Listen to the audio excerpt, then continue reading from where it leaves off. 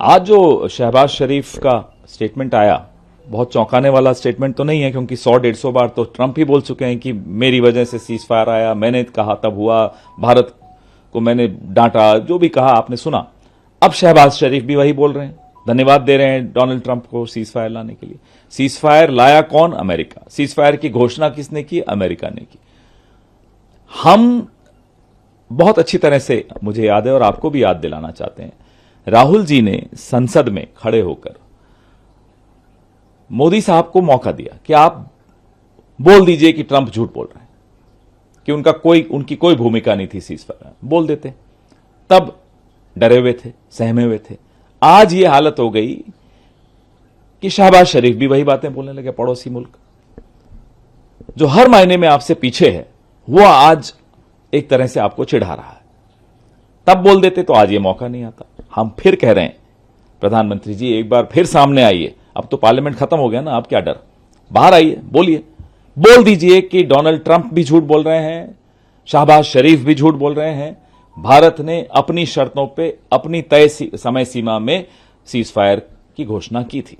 तो when you criticising the foreign policy of India, then you criticising the prime minister also.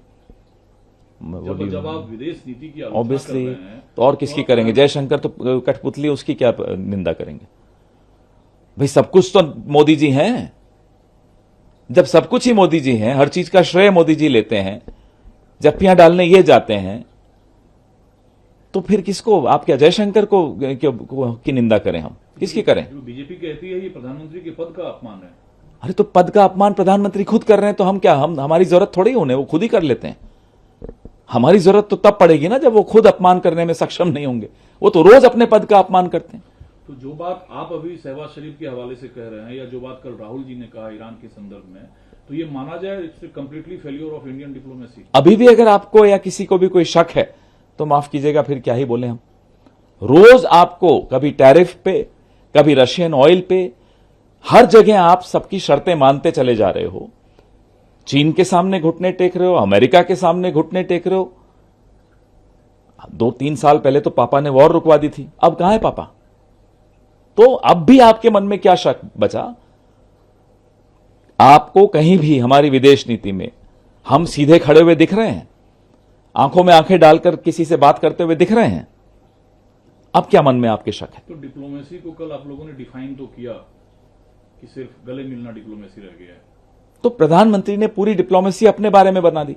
I me my self, ये कोई foreign policy होती है? नए नए गणवेश में चले जाते हैं, दिन में 4-4, 5-5 बार कपड़े बदल के वहां डायस्पोरा इवेंट कर रहे हैं साहब। वहां लाइन में हिंदुस्तानी बेचारे खड़े हैं, कभी बसों में भर के जा रहे हैं, कभी प्लेन्स में भर के जा रहे हैं, पता नहीं क्या हो रहा है।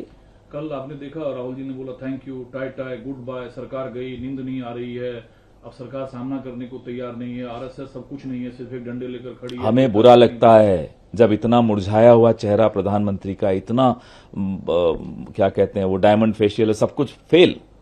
बुरा लगता है देखकर कि सब कुछ करने के बाद इतना मुरझाया हुआ चेहरा क्यों है? जाहिर सी बात है, he is sleepless, he is worried, he is a worried man.